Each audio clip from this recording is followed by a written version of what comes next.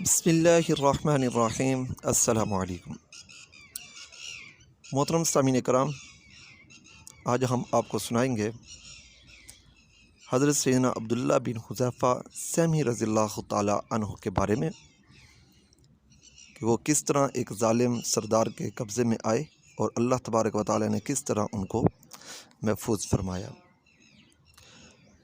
محترم سامعین کرام، حضرت سیدنا اکرمہ رضی اللہ تعالیٰ عنہ حضرت سیدنا عبداللہ ابن عباس رضی اللہ تعالیٰ عنہ سے روایت کرتے ہیں کہ روم کی جنگ میں دوسرے مسلمانوں کے ساتھ صحابی رسول حضرت سیدنا عبداللہ بن حذیفہ سہمی رضی اللہ تعالیٰ عنہ کو بھی قید کر لیا گیا۔ رومی سردار نے تمام مسلمانوں کو اپنے دربار میں بلایا اور حضرت سیدنا عبداللہ بن حذیفہ سہمی رضی اللہ تعالیٰ عنہ سے کہا کہ نصرانی ہو جاؤ ورنہ میں تمہیں تانبے کی دیگ میں ڈال کر جلا دوں گا۔ یہ سن کر عبداللہ بن حذیفہ سہمی رضی اللہ تعالیٰ عنہ نے جرأت مندانہ انداز میں جواب دیا، کہا ایسا ہرگز نہیں ہو سکتا، میں کبھی بھی نصرانی نہیں بنوں گا، آپ جو کچھ مرضی کرنا چاہتے ہیں کر لیں۔ اس جواب پر ظالم سردار نے جب یہ سنا تو تانبے کی دیگ منگوا کر اس میں تیل ڈلوایا، پھر اس کے نیچے آگ جلانے کا حکم دیا۔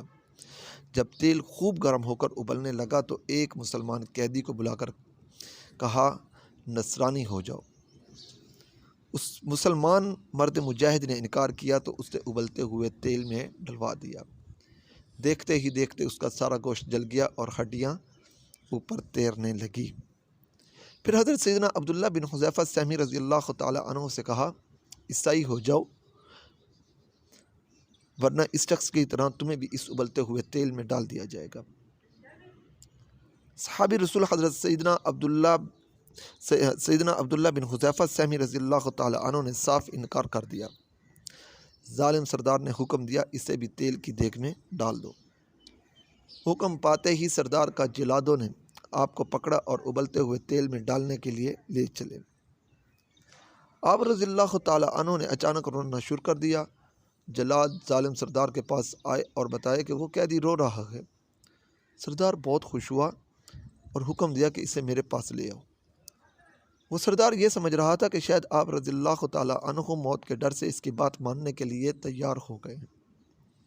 جب آپ رضی اللہ تعالیٰ عنہ کے سامنے وہ سردار آیا تو آپ رضی اللہ تعالیٰ عنہ نے فرمایا کیا تم لوگ یہی سمجھ رہے ہو کہ میں موت کے خوف سے رو رہا ہوں؟ اللہ تبارک و تعالیٰ کی قسم میں موت کے خوف سے نہیں بلکہ میں تو اس لیے رو رہا ہوں کہ میرے جسم میں صرف ایک جان ہے جو میں دین اسلام کے لیے قربان کر رہا ہوں۔ مجھے تو یہ پسند تھا کہ میرے جسم میں اگر 100 جانیں ہوتی تو ایک ایک کر کے سب کو اللہ تبارک و تعالیٰ کے نام پر قربان کر دیتا۔ سردار حضرت سیدنا عبداللہ بن حذیفہ سہمی رضی اللہ تعالیٰ عنہ کی یہ ایمان افروز تقریر سن کر بہت ہی متعجب ہوا کہ اس مرد کلندر کے اندر اپنے دین کی کتنی محبت ہے اور یہ خوشی سے دین کی خاطر اپنی جان قربان کرنے کے لیے تیار ہے۔ سردار نے لالچ دیتے ہوئے کہا اگر تم نصرانی ہو جاؤ تو میں اپنی بیٹی کی شادی تم سے کروں گا اور حکومت میں بھی تمہیں حصہ دوں گا۔ حضرت سیدنا عبداللہ بن حذیفہ رضی اللہ تعالیٰ عنہ نے اس کی یہ پیشکش بھی ٹھکرا دی اور صاف انکار کر دیا۔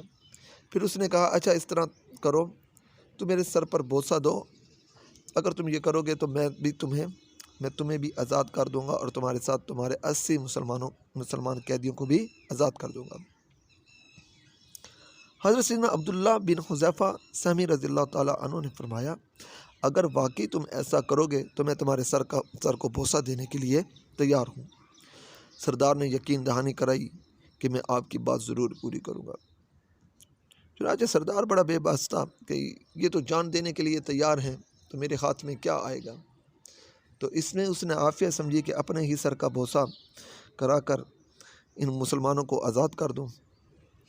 چنانچہ حضرت عبداللہ بن حذیفہ سہمی رضی اللہ تعالیٰ عنہ نے مسلمانوں کی آزادی کی خاطر اس ظالم سردار کے سر کا بوسہ لیا۔ سردار نے حسب وعدہ آپ رضی اللہ تعالیٰ عنہ کو اور ان کے ساتھی 80 مسلمان قیدیوں کو آزاد کر دیا۔